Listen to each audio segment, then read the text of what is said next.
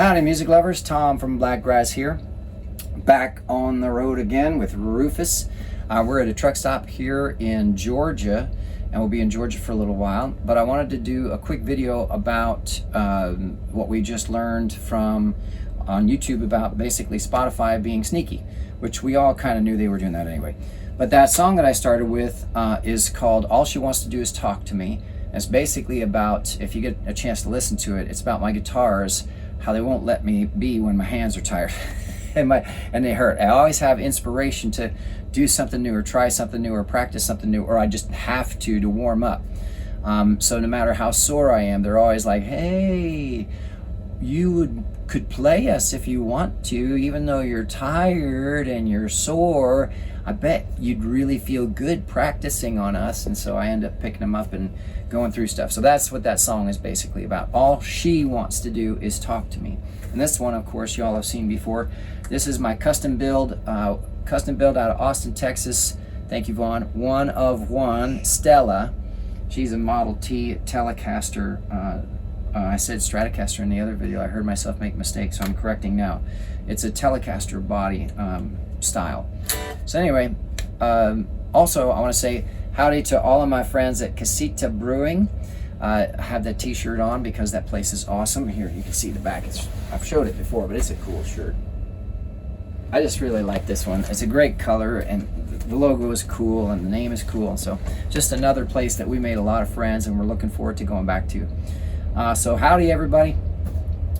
So this whole thing with Spotify basically is that they've been caught not paying royalties, or to let's back up for a second. What they got caught doing was allowing bots for major artists. Well, hello, this is our road manager Hannah, and she has decided that she must come visit me right this second. She was supposed to be eating right now, but she decided, no, I'm done eating, you're doing something and talking, so I want your attention right this second.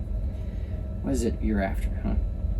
You're probably in her nap seat. That's the afternoon nap seat if we're not driving. She's been on the couch all day. I don't know what the deal is. So anyway, I'll move over. You can have a spot. There you go.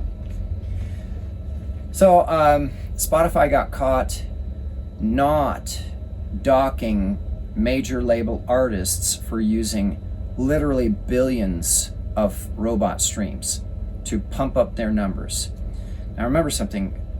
There's the argument that came up about this, or the points that came up about this on the YouTube video that I saw, were very interesting, because if you're an advertiser, even just as an independent artist, and you're paying Spotify money to push your music, right? You want to be advertised in good places in front of major label artists, and somebody, hey, if you like this major label artist, you should check out Blakgraz, right? If I pay that money, and they're allowing bots, then all of that marketing money basically is going to Spotify for nothing. They're not doing me any favors. They're not getting me in front of anybody that's actually a legitimate listener. So now you've wasted money. Now imagine, as an independent artist on a tight budget, $50, $100, $200, $300, $400, $500 is a lot. What if you're a major advertiser who's paying for really good positioning on a major label artist, right, for those streams, and you're paying $100,000 a month in ad revenue to Spotify, to find out that they have been taking your money for advertising and allowing robot streams for those major artists, and so your ad is not being seen by anybody that's actually a living man or woman. It's just being seen by other computers. That is a real challenge for Spotify, and they're going to have to do some scrambling to explain themselves. Now, I have never trusted any of these online services. I just don't trust them. We've done a few. We did try a few in the past. Well, sure, we've tried. Not Spotify directly, but we did try, thinking we were getting real organic reach. What are you saying? We did pay for streams with a couple of small party sites, like $5 here, $5 there, thinking we are actually getting an organic growth. That's not what I was talking about. Oh, okay. Apologies. Yeah, no, I'm talking about the actual stream platform itself. The stream platform itself. Yeah, we've never paid on Spotify directly. So what Martha's talking about is that when we first got into this streaming stuff, I would load directly to the platform, and we did try paying for third-party streaming increase boosts, right? Because of course they all say, oh, it's organic and you get real listeners and they're active playlists, right? And they're all fake, they're all liars, they're all scammers. Very rarely do you find a company that actually does what it says. In fact, that was one of the YouTube videos we saw a while ago, not too long ago, about somebody who did an experiment on it and found at least one or two that actually were legitimate. So they're out there, but you really got to dig for them. But most of the time, and so we got in trouble. I had all my music taken down. That was when I was going through, I think it was TuneCore. I was paying to get placed in TuneCore, and then it was sending it out, and then I was like, oh, well then I'll market it, and I'll put money into marketing to boost my numbers so I can start making some money off this. Well, then they stripped us of all the royalties and everything, and I don't know where that money went, right? So TuneCore got paid, Spotify got paid, the third party got paid, and all of those people in between made money, but I didn't get anything. So another thing to consider, if you're, we had loaded up stuff directly to them, and then they stripped, or through TuneCore, apologies, and then had everything stripped down, so I had to start from scratch. Now, something else to consider is that Spotify is offering a marketing service that is the same thing as any third-party service, which is to boost your numbers, to get you in front of more listeners, legitimate organic listeners. How do they know if they're actually organic, and how do we know if Spotify isn't doing exactly the same thing and just pocketing the money? So really what that leads to is my main point, which is there's no way to audit any of these streaming services. You can't request financials. You can't request streaming history. Now, mind you, inside of DistroKid, it shows you what they report, right? They report to the minutest fraction of a second how long your song got played, what distribution company it got, or platform it got played on, and what country it was played in, all kinds of different details, right? After the fact. Who's providing that information? The platform itself. So how do you know if that's even accurate? You don't, right? It's only now coming out and they're having to admit that, yes, billions and billions of streams for major label artists were bots, and we didn't do anything about it. They're being forced to admit it. Now, if they weren't being forced, they would never have admitted it. So really what it comes back down to is, this is normal for the record industry. Welcome to entertainment. Every chance there is for somebody to be sneaky and make an extra buck or take from somebody else, lack. They all focus on lack. They're gonna do it. They're gonna make you sign a contract that takes everything away from you, and you work your butt off to make them rich while they sit home on a beach, right? You're gonna be traveling the world exhausted, working yourself to the bones, and they're just gonna be raking in the dough. Why? Well, because you signed the contract, and you have no way to audit them. You have no way to actually check on where the money's coming from. You sign with a big label. You think they're gonna turn their financial books over to you? No, they're not gonna. They're not even gonna let you near the accounting department, which is why it's so wonderful to be an artist right now, right? You can do everything yourself. Everything just as effectively, because there are so many websites and services and applications and software programs that allow you to do every element of creating music, mastering it, publishing it, and then distributing it, and then collecting royalties on it for the rest of your life, right? You don't even need ASCAP and BMI, right? You don't need them. What you need are the proper structure, which is all out there. You just have to learn how to use it. All the different softwares and all the different programs and all the different websites that are available that offer stuff for free. I mean, for free. Spotify, Apple, Tidal, Napster, Deezer, all those streaming services, they're just billboards. The only reason I even went back onto the streaming services through DistroKid was because people kept asking me, well, do you have songs on Spotify? Do you have songs on Apple? I was like, okay, fine. I'll put the songs up there, and that way if people really want to listen through there, they can listen. But I never expected to make any serious money from that at all. The only place you're actually going to make money, at least in my experience, is merchandise and ticket sales, right? That's it. Or licensing. If you get in a movie, or you get into a TV show, or you get into an ad or something like that. those are big boosts in revenue as well, and can be if you negotiate it correctly. If you ask for royalties and mechanicals and not one single payout. Never take one payout, because they could end up going viral and making millions and millions and millions of dollars, and you took one payment of $1,000 because you just didn't know it was worth that much. The point is, Spotify getting caught is no different than when they got caught years and years ago doing payola to get on the radio. Record companies would pay DJs to play their record instead of other people's records. And whoever paid the most got the most spins, and they got the #1 slot. Now, also, as a side comment, this whole thing about an AI song being #1 on Apple's charts just proves that all those charts are just bought and paid for. There's no actual how many listeners do you actually have. You can be darn sure that that AI song had bots backing it up, but the budget was so big they couldn't say no. So there you go.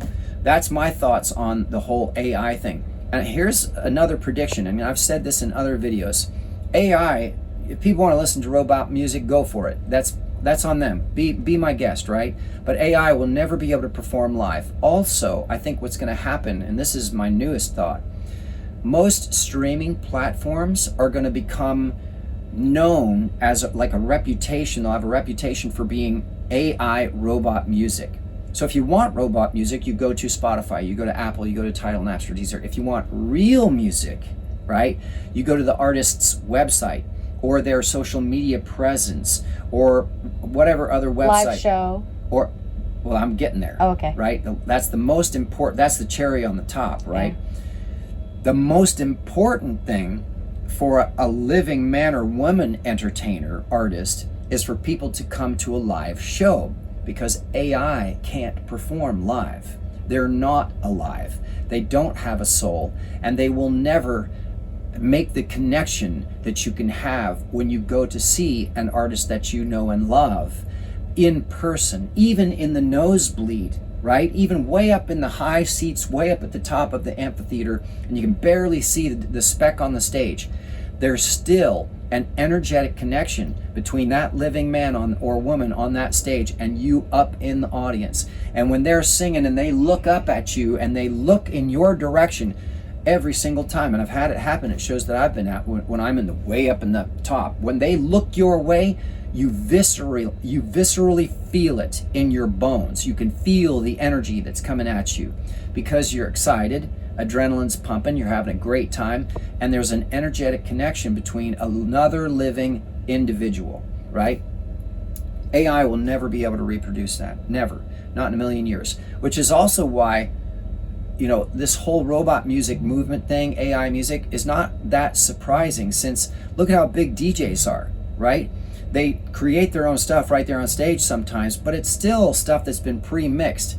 The difference is there's a living man or woman pushing the buttons and looking out at you, making a connection with you.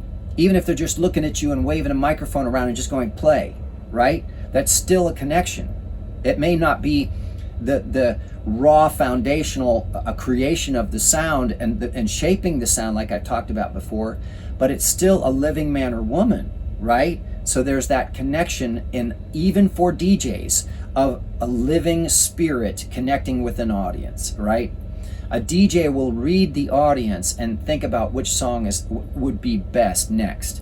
And sure, AI may be able to read all of your Apple Health watch stuff and see what your heart rate is and what this is, and probably they're going to need a slow song now, or probably the data says that I should do this next song next. But they're never going to have that spiritual connection with the mastermind that is an audience. Because remember, when that many people come together and they're all excited about the same thing at the same time, they become one mastermind, right? And then it's the performer's job on stage to read the mastermind's thoughts. Where do they want to go? What am I getting from them so that I can give them what they're looking for?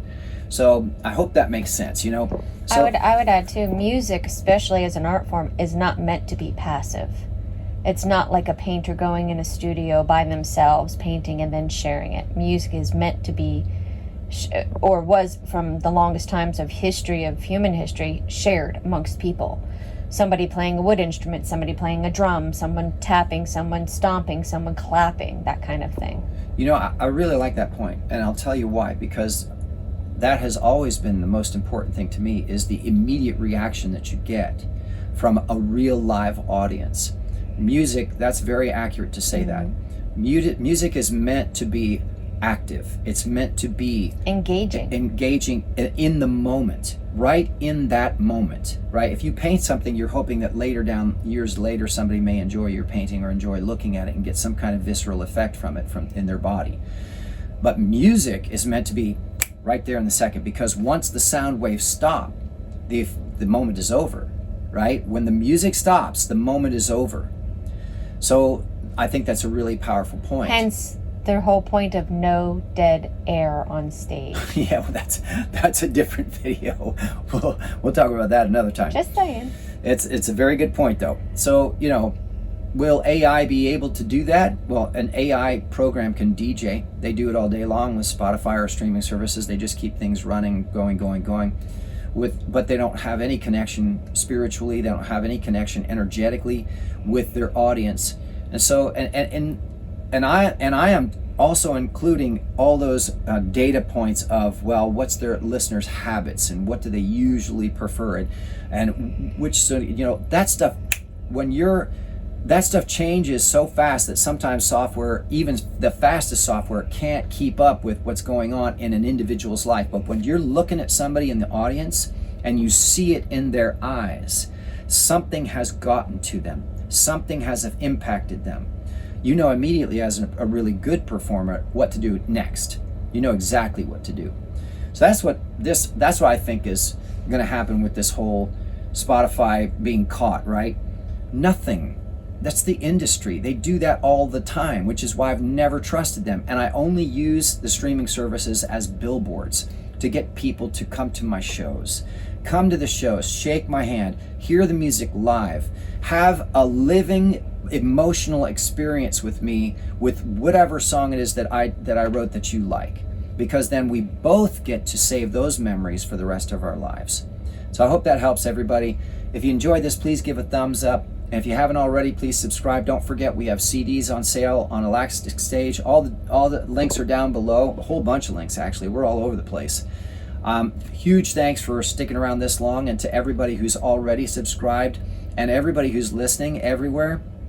We're on all the streaming services, all the social media platforms. We've got merch online. We've got handmade merch at shows. We've got beer koozies at shows. And I'm really excited because today's Thursday and I'm going to be playing the next 2 days, and I'm very excited. We're in Georgia, so if you're in Georgia, come on out and join the fun. All right, y'all, I hope to see you at a show and shake your hand in person. Thanks for listening.